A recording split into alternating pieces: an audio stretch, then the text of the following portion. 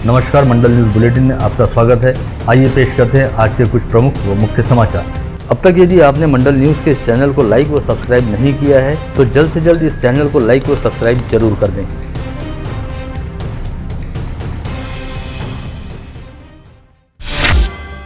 विगत कुछ दिनों से समूचे महाराष्ट्र राज्य में लाउडस्पीकर को लेकर राजनीतिक उठापटक काफी हद तक तेज हो गई है। महाराष्ट्र नवनिर्माण सेना के अध्यक्ष राज ठाकरे द्वारा मस्जिदों के सामने लाउडस्पीकर पर हनुमान चालीसा बजाए जाने की बात गुड़ी पाड़वा सम्मेलन में कहे जाने के पश्चात हालात तनावपूर्ण होते चले गए और इस समय राज्य में जगह जगह पर मस्जिदों के सामने नमाज से पहले अजान के वक्त लाउडस्पीकर पर हनुमान चालीसा बजाई जा रही है, जिससे राज्य में कानून व व्यवस्था की स्थिति के लिए खतरा पैदा हो गया है। ऐसे में राज्य सरकार ने आनंद फानंद में 2 बड़े फैसले लिए हैं, जिसके तहत तय किया गया है कि अब सभी तरह के धर्म स्थलों पर लाउडस्पीकर लगाने के लिए पहले स्थानीय प्रशासन व पुलिस से अनुमति लेनी होगी और अनुमति मिलने के बाद भी तय डेसिबल स्तर तक ही लाउडस्पीकर बजाए जा सकेंगे। वहीं किसी भी मस्जिद के आसपास 100 मीटर के दायरे में अजान होने से पहले 15 मिनट तक और नमाज होने के बाद 15 मिनट तक किसी को भी हनुमान चालीसा नहीं पढ़ने दी जाएगी। इसके साथ ही राज्य के गृह मंत्री दिलीप वलसे पाटिल ने यह भी कहा कि आगामी 1-2 दिनों के भीतर लाउडस्पीकर को लेकर राज्य सरकार द्वारा एक नई गाइडलाइन तय की जाएगी, जिस पर पूरे राज्य में बेहद कड़ाई के साथ अमल किया जाएगा। जिले में अति संवेदनशील माने जाते अचलपुर शहर में इस समय एक बार फिर तनाव वाली स्थिति है। इस तनाव की शुरुआत उस समय हुई जब बीती रात 9 बजे के आसपास दूल्हा गेट पर झंडा हटाने को लेकर 2 पक्षों के बीच विवाद हुआ और 2 समुदाय के लोग दूल्हा गेट पर इकट्ठा होने शुरू हो गए। इसके साथ ही दोनों पक्षों के बीच टकराव वाली स्थिति बन गई और दोनों ओर से पत्थर व ईंट चलाए जाने लगे। घटना की जानकारी मिलते ही अचलपुर व परतवाड़ा पुलिस तुरंत मौके पर पहुंची और हालात पर काबू पाने के लिए सौम्य लाठीचार्ज करने के साथ साथ दूल्हा गेट, खिड़की गेट व टक्कर चौक पर करीब 3 बार आंसू गैस के गोलों का इस्तेमाल किया गया। इस समय संतप्त भीड़ द्वारा किए जाने वाले पथराव में कुल 2 पुलिसकर्मी बुरी तरह से घायल हुए, जिन्हें इलाज के लिए उप जिला अस्पताल में भर्ती कराया गया। वहीं दूसरी ओर हालात को बिगड़ता देख जिला प्रशासन व ग्रामीण पुलिस अधीक्षक कार्यालय को इस स्थिति से अवगत कराया गया। पश्चात जिला पुलिस अधीक्षक अविनाश बारगल के आदेश पर अचलपुर के उप विभागीय दंडाधिकारी संदीप कुमार अपार ने रविवार की रात 11:30 बजे से अगले आदेश तक अचलपुर व परतवाड़ा शहर सहित कांडली व देवमाली ग्राम पंचायत क्षेत्रों में कर्फ्यू व संचारबंदी लागू करने का निर्णय लिया। अभी जो विवाद उत्पन्न हुआ था झंडा लगाने से 2 गुटों में, उसमें विवाद उत्पन्न हुआ था। इस केस में हमने 3 गुने दाखिल किए हैं और 23 आरोपियों को अरेस्ट कर लिया गया है। अभी सिचुएशन पीसफुल है। पूरे अचलपुर और परतवाड़ा शहर में बंदोबस्त लगाया गया है, संचारबंदी जारी है। सभी जनता से यही आह्वान है कि वो किसी भी अफवाह पर ध्यान न दें। यदि कोई अफवाह उन तक आती है तो पुलिस से सीधा संपर्क करें और पुलिस पर विश्वास रखें। इसके पश्चात सोमवार को पूरा दिन अचलपुर और परतवाड़ा शहर में हालात काफी हद तक सामान्य ही रहे। वहीं दूसरी ओर रविवार की रात अचलपुर शहर में झंडा लगाने को लेकर हुए विवाद के चलते जुड़वा शहर में कर्फ्यू लगाने के साथ ही अचलपुर नगर पालिका प्रशासन ने जुड़वा शहर अंतर्गत नगर पालिका क्षेत्र में जितने भी जगहों पर झंडे व बैनर लगाए गए हैं उन्हें हटाने व निकालने का निर्णय लिया, जिसके तहत सबसे पहले परतवाड़ा शहर में स्थित नगर पालिका कार्यालय के सामने लगे सभी बैनर व झंडे हटा दिए गए। सर्वांना आव्हान आहे की पूर्णपणे शांतता ठेवावी आणि काही पण अफवावर विश्वास करू नये। तुमचं अभिनंदन करते सर्वांना की तुम्ही ऑलरेडी कायदा व सुव्यवस्था स्वतःच्या हातात नाही घेतलेली आहे आणि खराब होण्याच्या पूर्वीच सर्वांनी संयम दाखवलेला आहे, तर त्याच्यासाठी सर्व नागरिकांचे अभिनंदन। परंतु पोलीस प्रशासन पूर्ण सज्ज आहे आणि जर कोई संशयास्पद आपल्याला वाटलं तर तुम्ही पोलीस प्रशासनाला इन्फॉर्म करा। शांतता राखण्यामध्ये आपली सर्वांची मदत व्हावी। काल अचलपूरमध्ये ज्या काही घटना झाली होती त्याची पोलिसांनी दखल घेतली आहे आणि शांतता प्रस्थापित केलेली आहे। कोणीही घाबरून न जाता, कोणी अफवांवर विश्वास ठेवू नका। या ठिकाणी आम्ही 24 तास आपल्या सेवेसाठी हजर आहोत। आमच्यासोबत पोलीस यंत्रणा आहे, कलेक्टर ऑफिस आहे, सगळी यंत्रणा बिलकुल तत्पर आहे। माझी तुम्हाला सर्वांना, सर्व बांधवांना विनंती अशी आहे की शांतता राखा आणि त्या ठिकाणी अमरावतीचं जे आपल्याला नाव आहे ते आपल्याला व्यवस्थित चांगलं नाव टिकून ठेवायचं आहे। कृपा करून कोणत्याही भूलथापाला बळी पडू नका आणि अमरावती जिल्ह्यामध्ये आजूबाजूला जे हे हेट्रेडचं वातावरण काही लोक पैदा करत आहेत त्याला कसा आळा घालता येईल याची मदत करा। विगत फरवरी माह के दौरान राजापेट रेलवे अंडरपास में मनपा आयुक्त प्रवीण आष्टीकर पर स्याही फेंकने के साथ ही जानलेवा हमला किए जाने के मामले की जांच करने हेतु राज्य के अतिरिक्त पुलिस महासंचालक राजेंद्र सिंह के नेतृत्व वाली समिति इस समय 2 दिवसीय दौरे पर अमरावती में है और आज एडीजी राजेंद्र सिंह ने समिति सदस्यों के साथ राजापेट रेलवे अंडरपास पहुंचकर उस जगह का मुआयना किया जहां पर निगमायुक्त प्रवीण आष्टीकर पर स्याही फेंकने के साथ ही कथित तौर पर जानलेवा हमला करने का प्रयास हुआ था। इसके साथ ही स्याही फेंक मामले की जांच करने हेतु अमरावती पहुंची समिति द्वारा अपनी जांच के दौरान गत रोज जिले की सांसद नवनीत राणा व विधायक रवि राणा के बयान अपने समक्ष दर्ज किए गए। साथ ही इस दौरान मनपा आयुक्त प्रवीण आष्टीकर व शहर पुलिस आयुक्त डॉक्टर आरती सिंह के भी आधिकारिक रूप से बयान दर्ज किए जा चुके हैं। अपनी जाँच पूर्ण होने के बाद यह समिति राज्य के गृह मंत्रालय को अपनी रिपोर्ट सौंपेगी। ऐसे में फिलहाल इस मामले को लेकर काफी उत्सुकता देखी जा रही है। इस समय दिनों दिन गर्मी का असर बढ़ता जा रहा है और आज तापमान ने 42.5 डिग्री सेल्सियस के स्तर को भी पार कर लिया है। यह जारी गर्मी के मौसम में अब तक का सबसे उच्चतम तापमान है, जिसके चलते भीषण गर्मी पड़ रही है और आम जनजीवन बुरी तरह से अस्त व्यस्त हो चुका है। वहीं स्थानीय मौसम विज्ञानी अनिल बंडल ने बताया कि 18 से 20 अप्रैल के दौरान हीट वेव यानी तेज ग्रीष्म लहर पड़ने का पूरा अनुमान है। ऐसे में अगले 2 दिनों तक पारा 43 डिग्री सेल्सियस के स्तर तक भी पहुँच सकता है।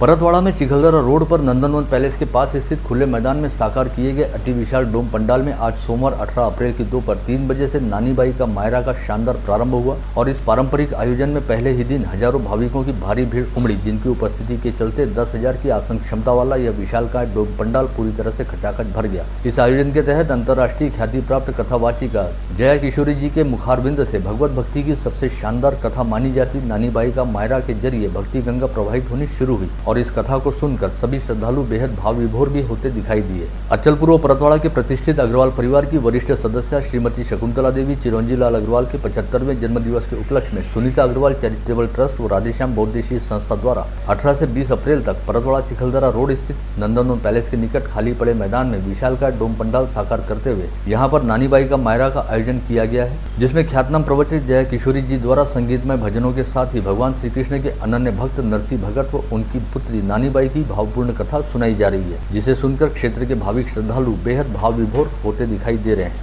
क्या हो, कौन माता पिता नहीं पता, कुछ सालों में भगवान का नाम भी नहीं पता होगा, क्योंकि हम इस चीज का ध्यान नहीं रखते। हम बच्चों को सुलाने के लिए, मनोरंजन के लिए कहानियां भी सुनाएंगे जो विदेशी कहानियां हैं, जबकि हमारे पास ऐसी ऐसी कहानियां हैं जिसमें मनोरंजन तो है, साथ ही साथ जिंदगी की सीख है, पर वो नहीं सुनाते। इधर उधर की कहानियां पकड़ के लाएंगे, वो सुनाएंगे, और फिर बड़े होने के बाद जब बच्चा भगवान को नहीं मानता तो हम कहते हाथ से निकल गया, आपने निकलने दिया।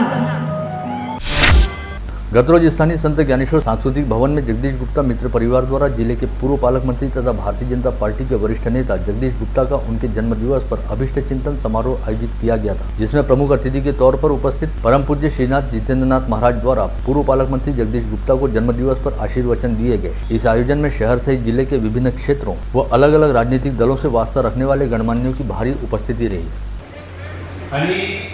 अमरावती जिल्ह्यामध्ये ते जेव्हा अध्यक्ष होते त्यावेळेसचा भारतीय जनता पक्षाचा सुवर्ण काळ होता आणि संपूर्ण जिल्ह्यामध्ये तो कोण व्यक्ती आहे यापेक्षा तो माझा आहे एवढं मला समजतंय। ते क्षेत्र कसं आहे हे मला माहिती आहे। मी एखादं उदाहरण पण दिलं की राजकीय क्षेत्र आहे कसं, पूर्वी होतं कसं, आता आहे कसं, आता आहे त्याचं उदाहरण सांगतो।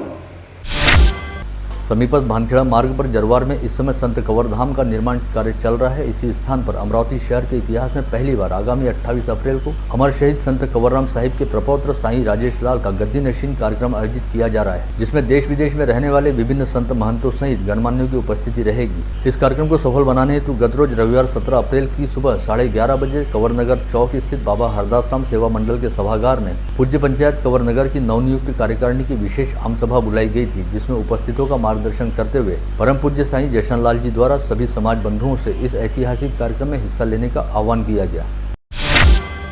जिन ग्राहकों पर महावितरण के बिल बकाया है और उनके बिजली कनेक्शन काटे गए हैं, ऐसे ग्राहकों के लिए महावितरण द्वारा विलासराव देशमुख अभय योजना लाई गई है, जिसके तहत वर्ष 2021 के दिसंबर तक बिजली कट किए गए ग्राहकों से इस योजना का लाभ लेने की अपील महावितरण द्वारा की गई है। इस योजना के तहत महावितरण कंपनी द्वारा ग्राहकों के 11,89,00,000 रुपए का बकाया माफ किया जाएगा।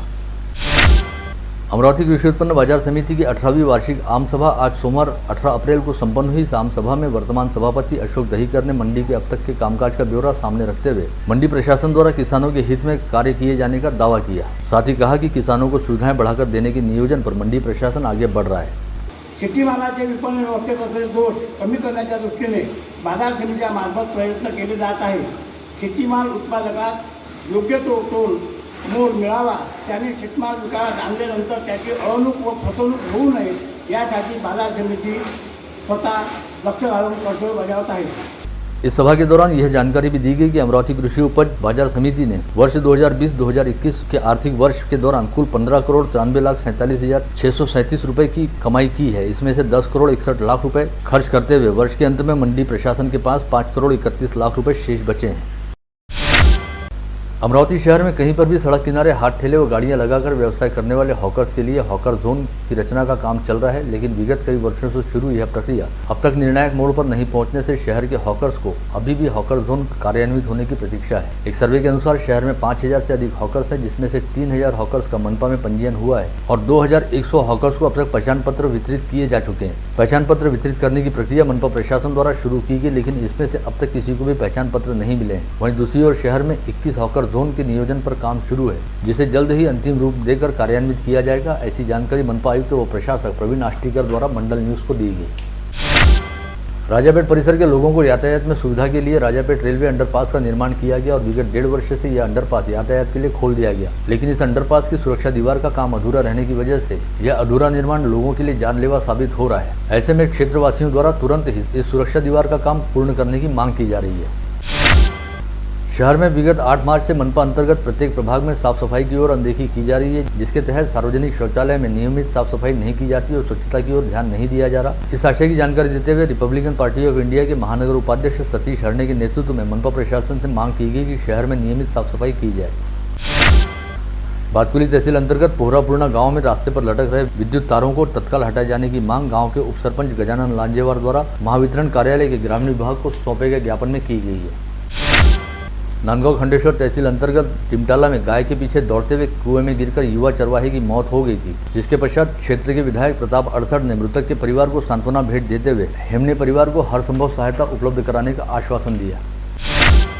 शहर के युवा उद्योजक व समाज सेवी नितिन कदम द्वारा अपने संकल्प बहुउद्देशीय संस्था के जरिए एक अनाथ युवती का कन्यादान करते हुए उसके विवाह की रस्में निभाई गई। यह विवाह समारोह विगत 17 अप्रैल को विलासनगर परिसर में संपन्न हुआ।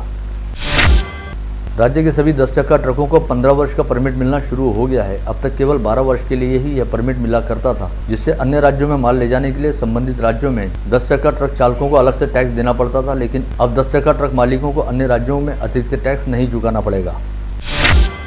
हमालपुरा परिसर स्थित प्राचीन हनुमान जी की मूर्ति का जीर्णोद्धार कर उस स्थान पर जन सहयोग से गणपति मूर्ति की स्थापना करने का निर्णय लिया गया था और हनुमान जयंती के अवसर पर राजस्थान से मंगाई गई गणपति की पूर्वमुखी मूर्ति की यहां स्थापना की गई। पश्चात गत रोज रविवार 17 अप्रैल को इस मूर्ति की भव्य शोभा यात्रा निकालकर मूर्ति की विधिवत स्थापना की गई।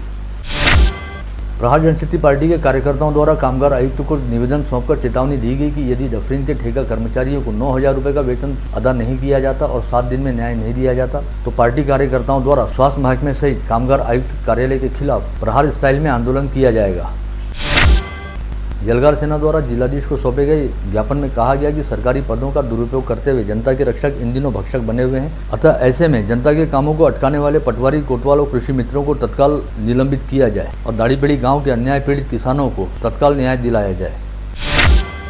मुंबई उच्च न्यायालय के फैसले के बाद हड़ताल पर रहने वाले एसटी कर्मचारी अब धीरे धीरे काम पर लौटने लगे हैं। इसके तहत चांदू रेलवे एसटी डिपो में 45 चालक, 36 वाहक व 30 यांत्रिक कर्मचारी रविवार तक काम पर लौटे। ऐसी जानकारी चांदू रेलवे डिपो के प्रमुख मनीष वैद्य द्वारा दी गई है। अमरावती जिला परिषद के जलापूर्ति विभाग ने 1 माह पूर्व जल किल्लत का नियोजन तैयार किया था, जिसके लिए 60 करोड़ रुपए की निविदा भी शासन द्वारा भेजी गई थी और जल किल्लत का लेखा जोखा जिलाधीश को भेजा गया था, जिसे मंजूरी भी मिली। वहीं दूसरी ओर मार्च माह समाप्त होते ही जिले के कुछ क्षेत्रों में जल किल्लत की समस्या निर्माण होने लगी। ऐसे में जिले के 4 से 5 तहसीलों के 10 गाँवों में टैंकर से जलापूर्ति की जा रही है।